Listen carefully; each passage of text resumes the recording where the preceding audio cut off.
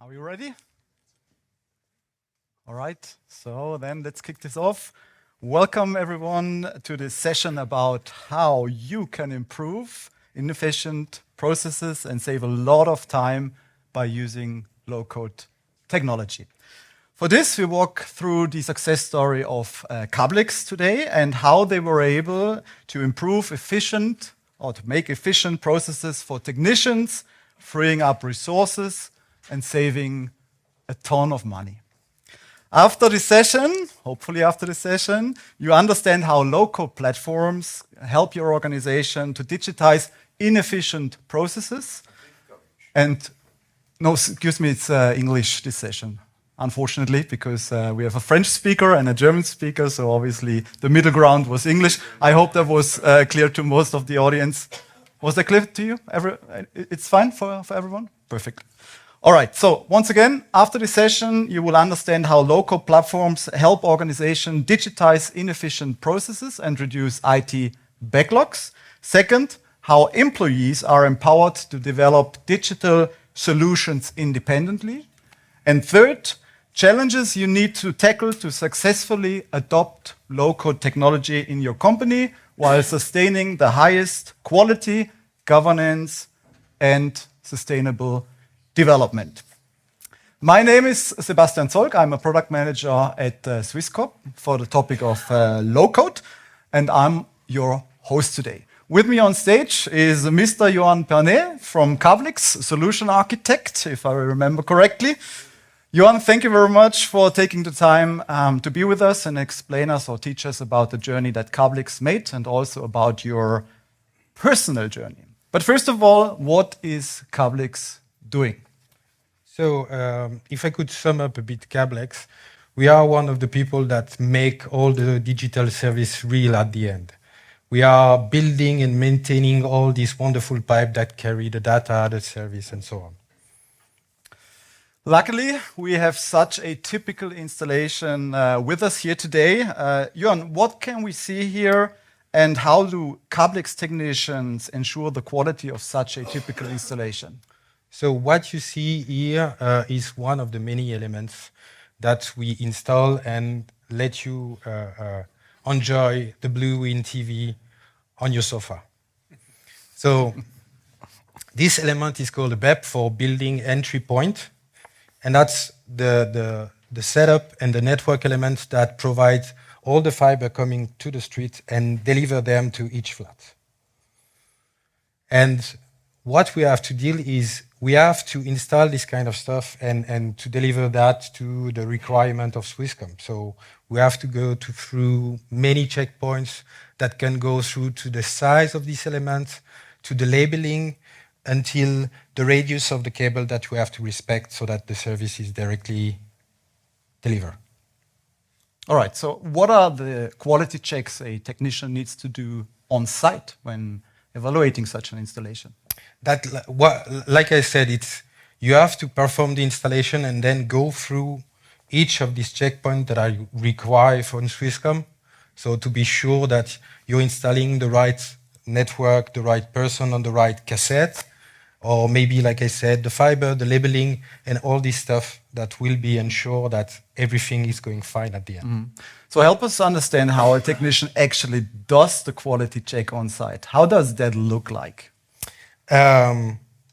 Should I speak how it was or it is? How it was. It was. So when I came to Cablex, we were what I call in digital paper nightmare. So you have to understand that this kind of checklist have to be delivered for each project. And this means by every project, you have until 6 of this PDF that goes to 50 checkpoints and photos and written the project name and so on. And we had about 20,000 projects. So each checklist could go from 10 to 20 minutes to be delivered. Then it has to be double checked. Each checklist has to be double checked by the supervisor. So it was a bit a nightmare to measure because when you get some kind of paper like that, it's hard to know. And honestly, you see the checklist, it was all questions with okay and not okay. Could you tell me one person that would answer no, my work is not okay.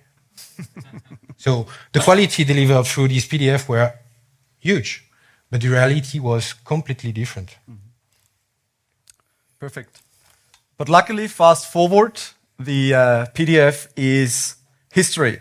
I have learned from you that Cablex is using a custom-made app today. True. And that solution should guarantee more efficiency, more digital experience, and of course, it should be more user-friendly. Yoann, why don't you quickly show us the custom-made solution in action real quick, if internet allows us to do it?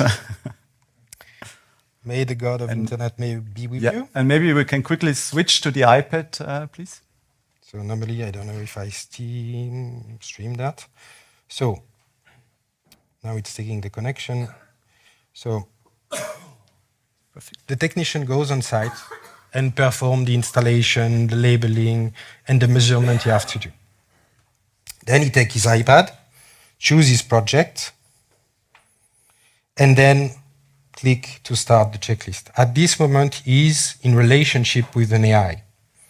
And this AI, we went from asking questions to the people to just deliver us photo, because we many times said a photo worth 1,000 words, and we control the stuff through photos most of the time. So there, we don't ask people questions, we just ask them a photo. So for example, I just click there, go in front, take a picture with tap,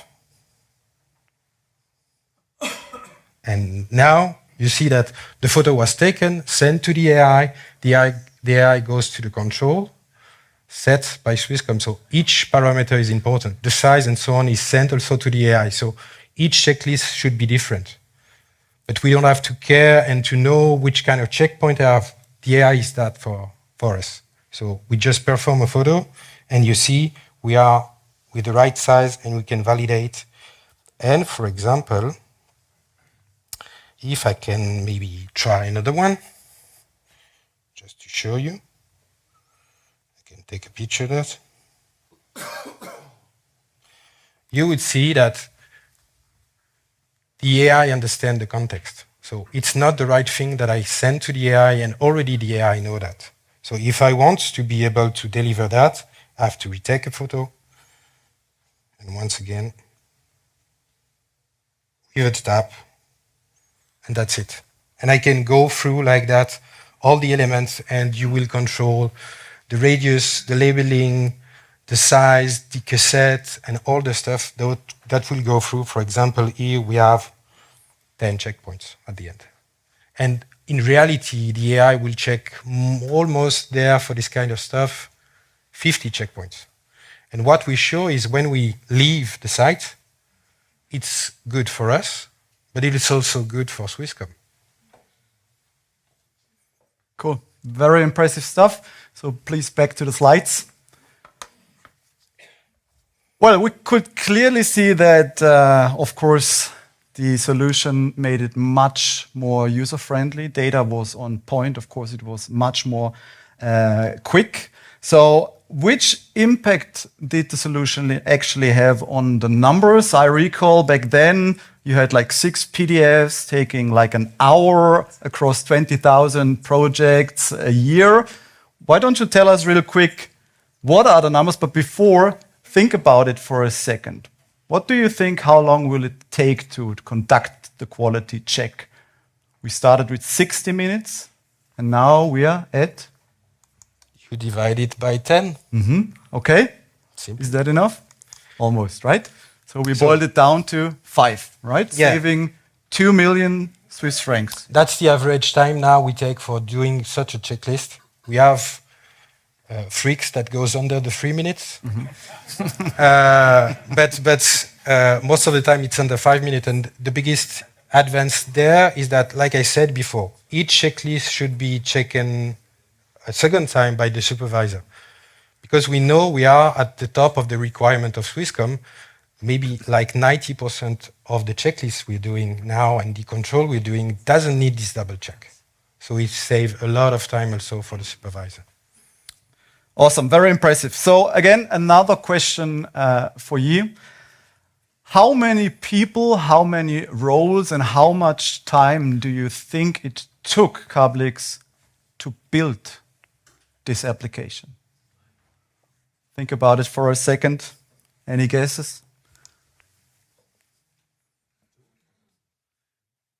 Almost. 2%. Who said it? One person.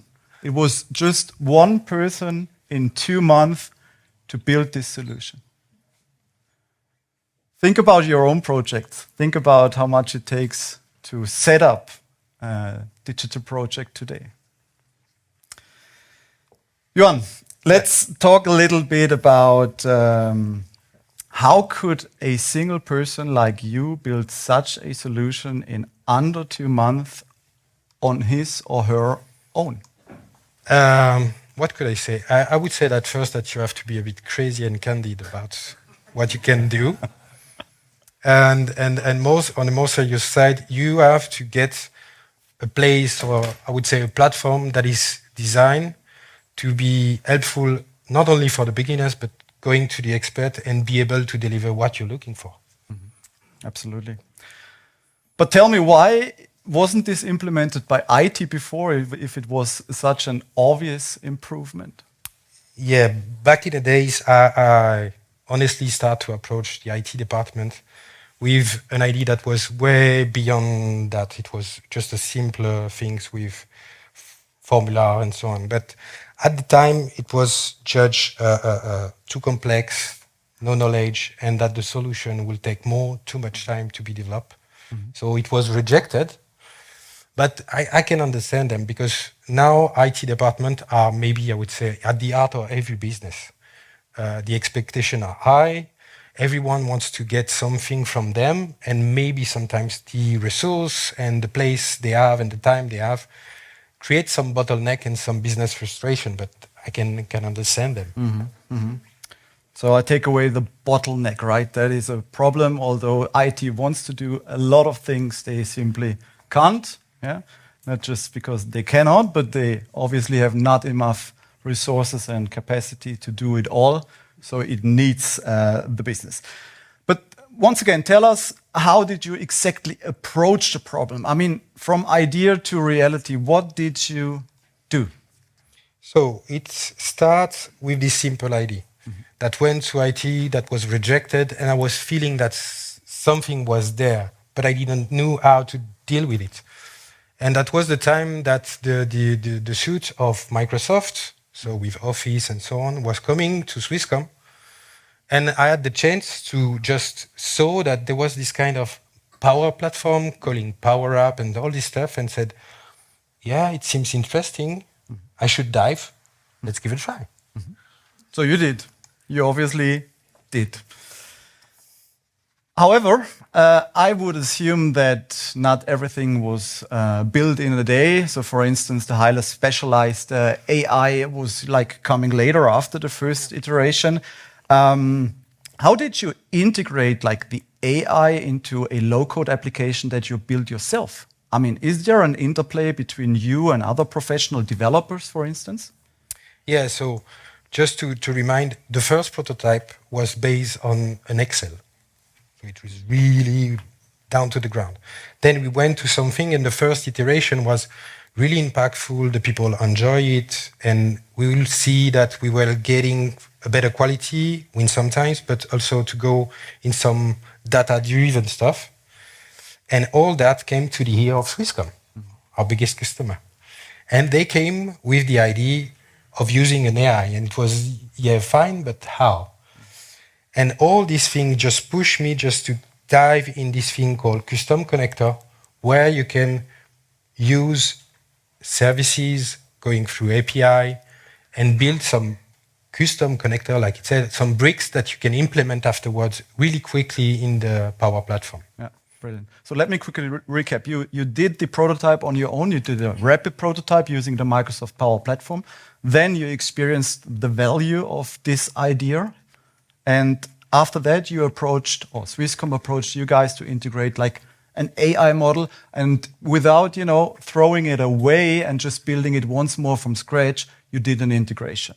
And I recall you did that integration. How long did it take you to integrate it at the end? it took us this week because when Swisscom came to us, we asked the professional of the AI to develop a box that I can use for the Power Platform. They see the intent, but for them it was months and months of development. But Swisscom said, Cablex, we give you 2 months, so go on. So I must admit that it was 6 intensive weeks, but it was a joy to be able to deliver a first MVP after this 6 week that was working for the business. Highly impressive. Thank you so much for letting us know. So I'd say you kind of transitioned from a digital consumer to something that we call a digital maker. Actually, those are people who are empowered to participate in digitalization and not just consume it. The question is, Yoann, are you alone in the organization? Is that just you, or are there others like you? No, I think that I'm not alone. Even sometimes I think they are well hidden. So, but I think it's part of the game. When you start to go to a new path, you maybe feel alone at the first, but you have to stay on your position and to be aware that the surprise can come from every place. So you could find the people, you just have to dig and search a bit. Okay. And what do you think, what would it take to enable those people to deliver equally impressive results in your organization? Like my chief digital officer used to say, this kind of innovation needs free stuff, free steps. Most of the time you have to get the idea flourish, I would say, you need a place where the people can express themselves with some people that facilitate this journey, and to have these times outside of the production so that it can express their creativity, because it's in all of us, I would say. Yeah. Then you have to invent and use the technology, so you have to help them to grow and push up their skills.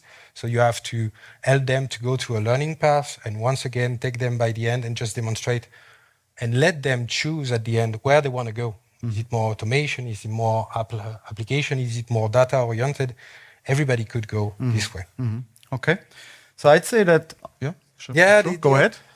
Maybe the last stuff, but very important, is then you have to diffuse that.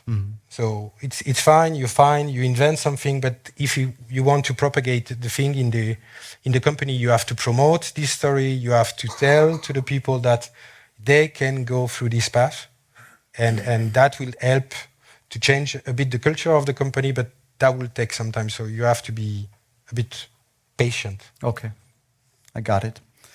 So besides the right company culture, of course, everyone needs a platform for that, and that could be the Microsoft Power Platform, for instance, to succeed on this journey to create an army of digital makers. You need the right tooling, of course. But I wonder, I mean, we are talking about technology and about tooling, but has there been pushback from IT? No, of course not. No, but let's be honest. You have to understand that someday a non-profit guys come to you, say, I've built a solution, you have no idea where it's coming from, based on an environment called playground. So I can understand in their defense that it was not taken as it is. And I understand that too. And often at this point in my presentation, something like this comes up. You know, who's from the IT department? Who feels a little bit of panic? A few, and I got that.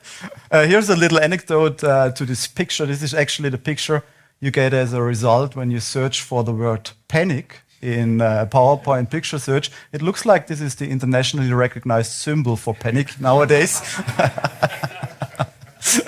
Of course, the IT team has to ensure compliance, software quality, application lifecycle management, governance, and all that kind of stuff. So they have a point. What if business comes around and builds like hundreds of those little tiny applications? Although I would say yours is not really tiny. I mean, it has a big impact. But of course, there are also tiny solutions, very helpful for individuals, for the team layer, but sometimes for the business as well.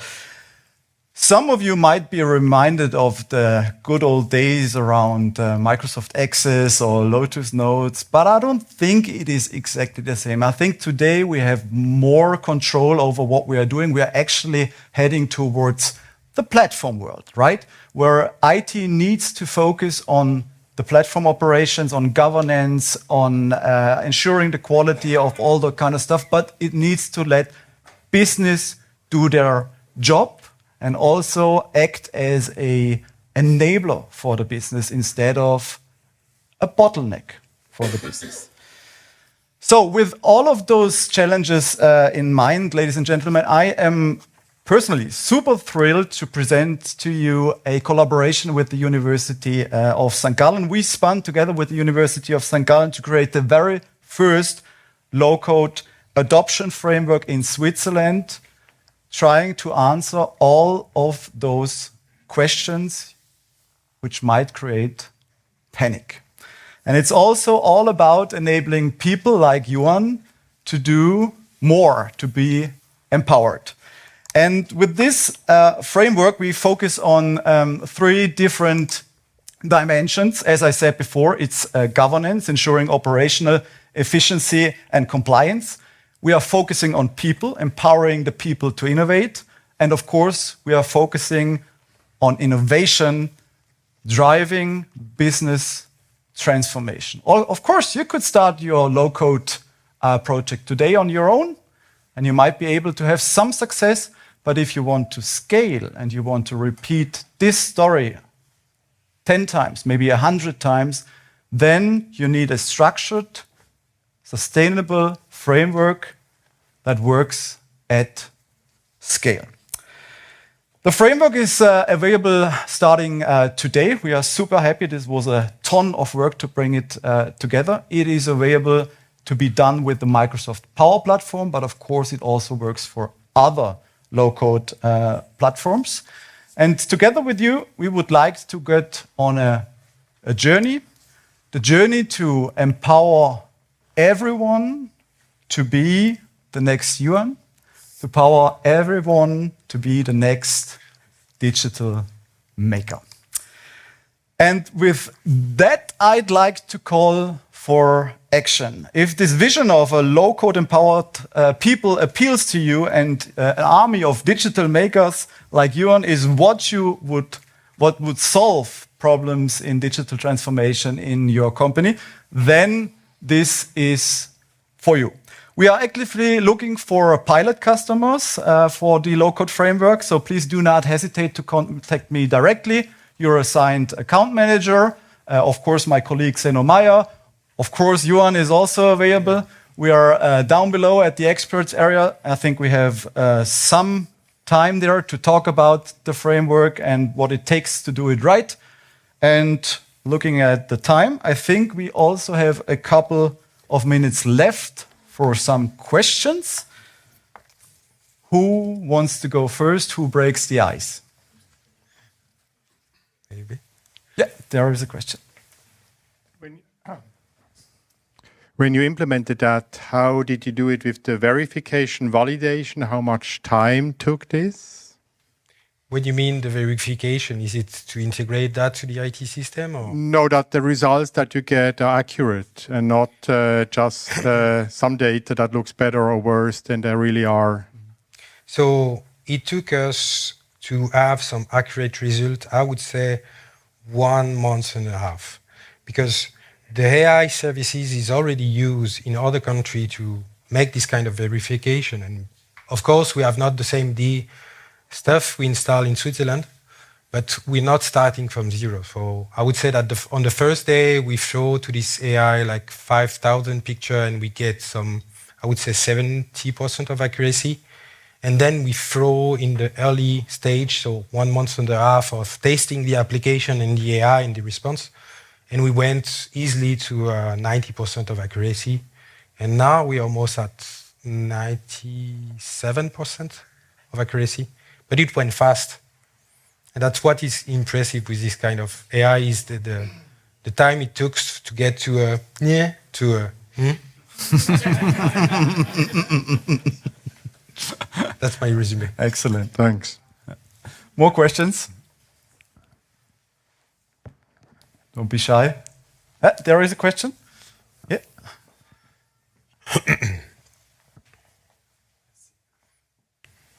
So we were investing in or investigating in these kind of technologies as well. And if you look at the business case, it's very convincing. I mean, it's a no-brainer if you save like 2 million in no time, right? But in the end, it's about how you really save the 2 million. So did you fire 20 employees, or how did you put that, into practice? I mean, it's different. No.